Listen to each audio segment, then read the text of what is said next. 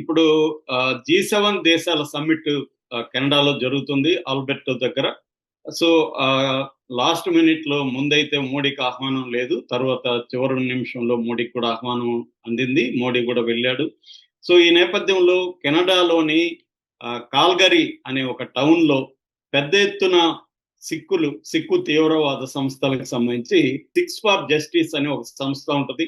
ఈ సంస్థ మంజీందర్ సింగ్ ఆధ్వర్యంలో పెద్ద కాన్వాయ్ ఊరేగింపు జరిగింది. ఈ ఊరేగింపులో మోడీని చంపేస్తామని స్లోగన్స్ ఇచ్చారు. యాంబుషింగ్ మోడీస్ పాలిటిక్స్ అని స్లోగన్స్ పెట్టారు.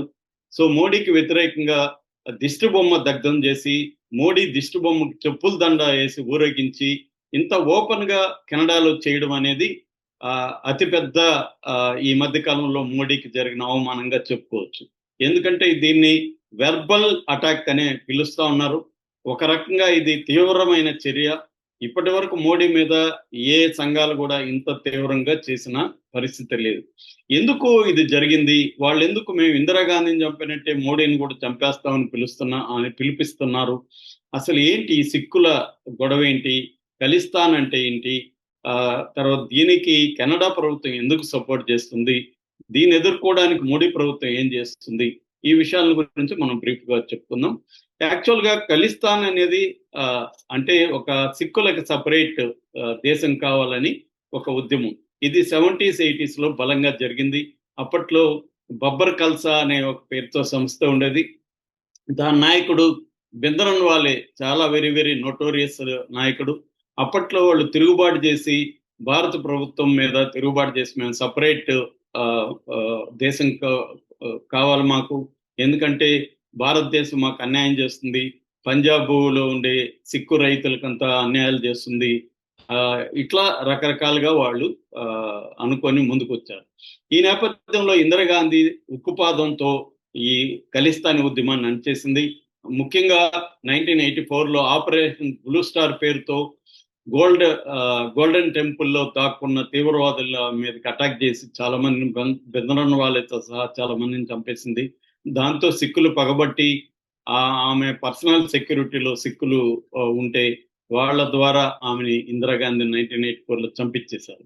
దాంతో కాంగ్రెస్ వాళ్ళు ఏం చేశారంటే ఢిల్లీలో అల్లర్లు క్రియేట్ చేసి దాదాపు 4,000 మందిని సిక్కుల్ని చంపేశారు. అప్పట్లో రాజీవ్ గాంధీ ప్రభుత్వం ఉంది. రాజీవ్ గాంధీని ఎవరో అడిగితే విలేకరి ఒక మహావృక్షం కూలిపోతే భూమి కంపించడం సహజమే అని చెప్పడంతో సిక్కుల్లో ఇంకా కూడా ఆగ్రహవేశాలు పెరిగిపోయినాయి. ఎందుకంటే 4,000 మందిని చంపేస్తే రాజీవ్ గాంధీ అలాంటి స్టేట్మెంట్ ఇస్తాడు అన్న ఇది ఆగ్రహవేశాలు వచ్చాయి.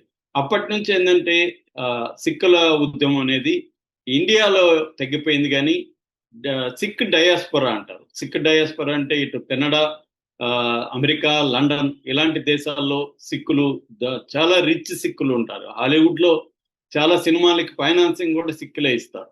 అట్లాగే కెనడాలో 2025 నాటికి 21 సెన్సస్ నాటికి 7,71,790 మంది, అంటే 8 లక్షలు వేసుకోవచ్చు. దాదాపు 8 లక్షలు, ఇప్పుడు అది 10 లక్షలు దాటి ఉండే అవకాశం ఉంది.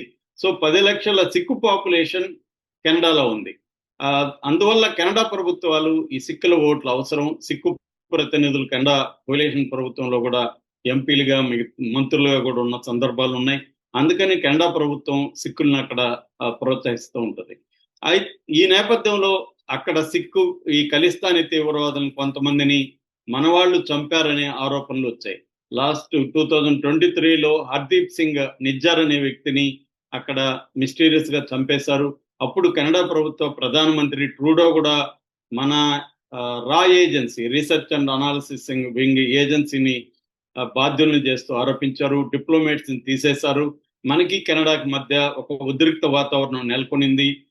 మనకి వాళ్ళకి మధ్య ఉన్న ఒక ఒప్పందం సెపా అంటారు దాన్ని. సెపా అంటే కాంప్రహెన్సివ్ ఎకనామిక్ పార్ట్నర్షిప్ అగ్రిమెంట్. దాన్ని పాజులో పెట్టేశారు. వీసాలు, స్టూడెంట్ వీసాలు 40% వరకు డ్రాప్ అయిపోయింది. మనకి కెనడాకి మధ్య 9.36 బిలియన్ల బైలేటరల్ ట్రేడ్ ఉంటుంది. ఈ ట్రేడ్ దెబ్బతినింది. కొద్ది రోజులు ఉద్రిక్త వాతావరణం ఉంది. ఈ లోపల కొంతవరకు మళ్ళీ అది తగ్గింది. ఈ లోపల అక్కడ